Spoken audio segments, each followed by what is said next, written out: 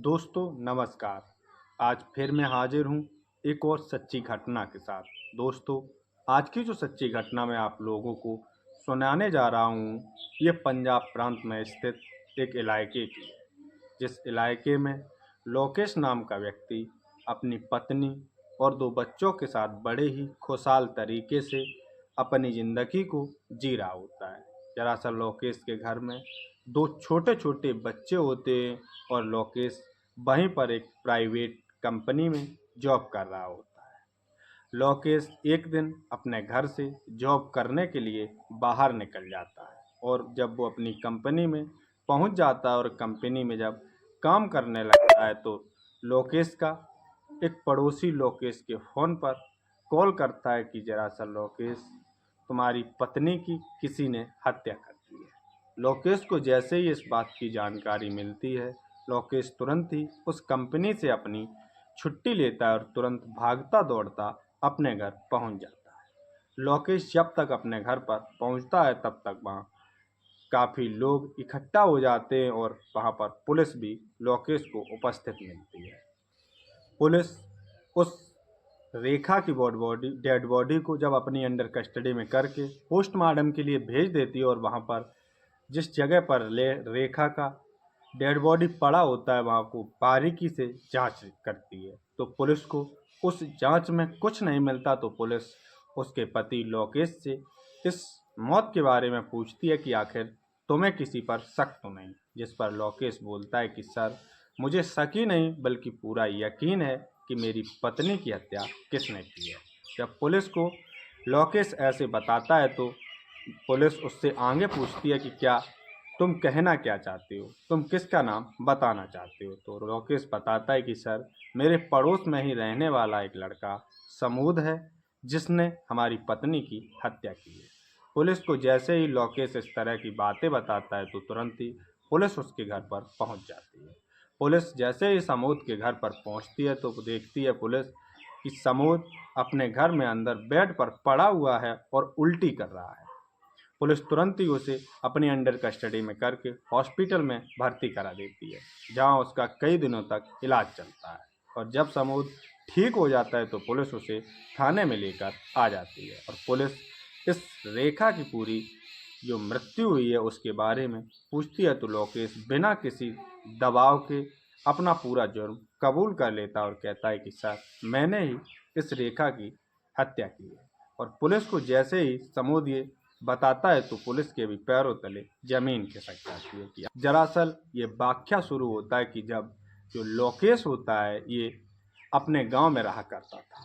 इसके माता पिता होते हैं और लोकेश शादी के लायक हुआ करता था। कुछ ही दिनों में लोकेश के माता पिता पड़ोस में एक अच्छी सी लड़की देखकर लोकेश की शादी रेखा के साथ करा देते हैं। रेखा जब लोकेश के घर में शादी करके आती है तो काफ़ी धूमधाम से इसके घर के आने की खुशियां मनाई जाती हैं, जिसके बाद इसके घर में खाने पीने का सारा इंतजाम अच्छा खासा चल रहा होता है। दरअसल इसके जो लोकेश के पिताजी होते हैं वो खेती किसानी का काम करके अपने परिवार को बड़े अच्छी तरीके से पाल रहे होते हैं। लोकेश के पिताजी की कुछ दिनों बाद मृत्यु हो जाती है तो लोकेश अब अपने घर में अकेला कमाने वाला रह जाता है। ऐसे ही इनका समय बीतता चला जाता है, लेकिन लोकेश का जो कमाने का जरिया होता है वो थोड़ा कम होता है, यहाँ तक कि उसके घर में उसके खाने तक के लाले पड़ जाते हैं। जिस पर एक दिन लोकेश की पत्नी रेखा लोकेश को समझाती है कि क्यों ना तुम कहीं बाहर जाकर जॉब करने लगो, जिससे हमारे खाने पीने का जो ढंग है, हम थोड़ा खाने पीने लगें अच्छा खासा, तो हमारा जो आर्थिक स्थिति है वो संवर जाएगा। लोकेश को ये बात बहुत ही अच्छी तरीके से समझ में आ जाती है और लोकेश वहाँ से सीधा पंजाब प्रांत के उस इलाके में पहुँच जाता है और वहाँ पर एक प्राइवेट सेक्टर में जॉब करना शुरू कर देता है। लोकेश उस जगह पर जॉब करता है और कुछ ही दिनों वहाँ जॉब करता है तो अच्छा खासा पैसा कमा लेता है, जिसके बाद कुछ दिन बाद अपने घर वापस आता है और फिर से अपने बीवी बच्चों को लेकर उसी स्थान पर पहुँच जाता है। लोकेश जिस स्थान पर रहता था उस स्थान पर ही पड़ोस में ये समूद भी रहा करता था। अक्सर लोकेश जब अपनी जॉब करने जाया करता था तो जो समूद होता है वो इस रेखा को देखकर ऐसे ही अपना मन घुमाया करता था। उसकी समोद की इस रेखा के ऊपर गलत नज़र चली जाती है। जैसे ही समोद इस रेखा को देखता है, अब उसके मन में गलत विचार होने लगते हैं। वो कई बार रेखा से मिलने की कोशिश करता है, लेकिन रेखा उससे नहीं मिलती, क्योंकि रेखा अपने पति को बहुत चाहा करती थी और इसके 2 बच्चे भी होते हैं। लेकिन जब लोकेश ड्यूटी पर जाया करता था, तो ये जो समोद होता है, ये अक्सर रेखा से बातचीत करना चाहता था, लेकिन ये रेखा कभी इस समोद से बोलती भी नहीं है। लेकिन इधर समोद समझ जाता है कि अब अगर रेखा को पाना है, इसके पास जाना है, तो इसके पति से मित्रता करनी पड़ेगी। और धीरे धीरे समोद लोकेश से अपनी दोस्ती कर लेता है। दोस्ती इस हद तक बढ़ जाती है कि जो समोद होता है, ये लोकेश के घर आना जाना शुरू कर देता है। जैसे ही इसका आना जाना शुरू होता है, तो ये इन पति पत्नी के बीच लड़ाई दंगा करवाना शुरू कर देता है। अब आए दिन लोकेश और रेखा के बीच लड़ाई दंगे शुरू हो जाते हैं, जिससे इन दोनों के बीच दूरियां होना शुरू हो जाती हैं। इधर अक्सर लोकेश तो अपना कंपनी में जाया करता था, और जब इन दोनों में लड़ाई होती है, तो ये रेखा अकेली पड़ जाती है। इधर एक दिन मौके का फ़ायदा उठाकर समोद अपने दिल की बात रेखा के सामने रख देता है। रेखा भी इसके लिए मना नहीं करती, और ये दोनों आपस में प्रेम प्रसंग शुरू कर देते हैं। ऐसा ही चलता रहता है, लेकिन एक दिन रेखा का पति लोकेश कंपनी में जॉब के लिए जाता है, और उसके बच्चे जो होते हैं, वो लोकेश ने एक पास के ही स्कूल में उन दोनों बच्चों का एडमिशन करा रखा था, वहाँ पढ़ने के लिए चले जाते। उसी दिन मौके का फ़ायदा उठाकर समोद इस रेखा के घर में आता, और ये दोनों बैठकर बातचीत करना शुरू कर देते, और यहीं पर इनका लव अफेयर शुरू हो जाता है।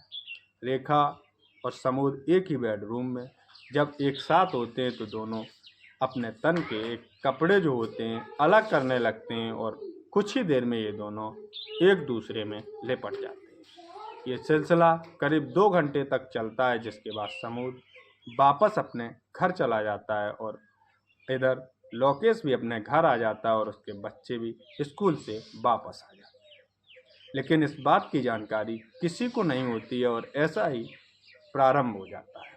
लेकिन ये सिलसिला लोकेश की पत्नी का और उस समूद का एक बार शुरू होता है, तो रुकने का नाम ही नहीं लेता। लेकिन इस बात की जानकारी ना ही लोकेश को और ना ही उसके बच्चों को कभी पता चल पाती है। लेकिन जब इन दोनों का आए दिन का ये सिलसिला शुरू हो जाता है, तो लोकेश के पड़ोसियों को इस रेखा के ऊपर शक चला जाता है, क्योंकि जब लोकेश अपनी ड्यूटी पर जाया करता था, तो अक्सर ये समूद उसके घर में आया जाया करता था, जिस पर पड़ोसी ये सब देख लेते हैं, और इन दोनों के प्रेम प्रसंग के बारे में पड़ोसी जब पूरी तरह पुख्ता हो जाते हैं, तो एक दिन ये सारी जानकारी लोकेश को दे देते हैं। लोकेश को जैसे ही इस बात की खबर पड़ती है, तो लोकेश के पैरों तले जमीन खिसक जाती है। लोकेश जब एक दिन अपनी ड्यूटी जाता है और वापस शाम के अपने घर आता है, तो वो अपनी पत्नी से कहता तो कुछ नहीं है, ना ही उसे मारता है, ना ही पीटता है। पहले उससे अच्छी तरीके से इस बारे में पूछताछ करता है, लेकिन उसकी पत्नी कहती है कि ये पड़ोसी मुझे बदनाम करना चाहते हैं, इसलिए ये सब कह रहे हैं। जिस पर लोकेश जो होता है, वो अपनी पत्नी पर विश्वास कर लेता है, और वो अपनी पत्नी को समझाता बुझाता है, लेकिन ज़्यादा कुछ नहीं कहता। इसके बाद लोकेश फिर से अपने काम में लग जाता है, और इधर समूद का और इस रेखा का ये प्रेम प्रसंग इसी तरह आगे बढ़ना शुरू हो जाता है। एक दिन ये जो समूद होता है, ये रेखा से कहता है कि अब मैं तुम्हारे बिन नहीं रह सकता, क्यों ना तुम मुझसे शादी कर लो। जिस पर रेखा मना कर देती है, तो ये जो समूद होता है, ये वापस लौट जाता है, और फिर से ये समूद करीब 1 हफ्ते बाद इस रेखा के घर में आता है, और इससे फिर से कहता है कि मुझसे क्यों ना तुम मेरे साथ भाग चलो, मैं तुमसे बहुत प्यार करता हूँ। अगर तुम चाहो तो मैं तुम्हें अच्छी जगह घुमाऊंगा, रखूंगा, लेकिन तुम मेरे साथ भाग चलो। लेकिन रेखा जो होती है, वो इस बात पर मना कर देती है, और फिर से ये समूद वापस चला जाता है। और फिर ये करीब रेखा के पास 1 महीने बाद आता है, और सोचता है कि मैं आज रेखा से बिल्कुल क्लियर कर दूंगा कि ये आखिर मेरे साथ जाएगी या नहीं जाएगी। उस दिन समूद जब रेखा के घर पर आता है तो रेखा को धमकी भी देता है और उससे कहता है कि क्यों ना तुम मेरे साथ चलो, नहीं तो मैं तुम्हारी इस गंदी करतूतों के बारे में सारे पड़ोसियों को और तुम्हारे पति को बता दूंगा। जिस पर रेखा कहती है कि तुम क्या बताओगे मेरे पति को और या मेरे पड़ोसियों को, इनको तो पहले से ही सबको पता चल चुका है। वो शुक्र मनाओ मेरे पति का जो उसने मुझसे कुछ नहीं कहा। वो इतना अच्छा इंसान है कि उसे छोड़ने का मेरा मन ही नहीं करता है। जिस पर समूद और गुस्से में आ जाता है और उस दिन भी वापस चला जाता है, क्योंकि समूद को अब लोकेश की कोई बड़ाई करे ये अच्छा नहीं लग रहा था। इसलिए समूद फिर से एक दिन एक स्कीम बनाकर आता है कि क्यों ना अगर आज ये जो रेखा है मेरे साथ जाने के लिए तैयार नहीं हुई तो मैं इसे आज ही इस दुनिया से ख़त्म कर दूंगा। जब लोकेश अपने ड्यूटी पर चला जाता है और उसके बच्चे पढ़ने के लिए चले जाते तो उसी का मौके का फ़ायदा उठाकर ये समूद फिर से उस रेखा के घर में प्रवेश करता है।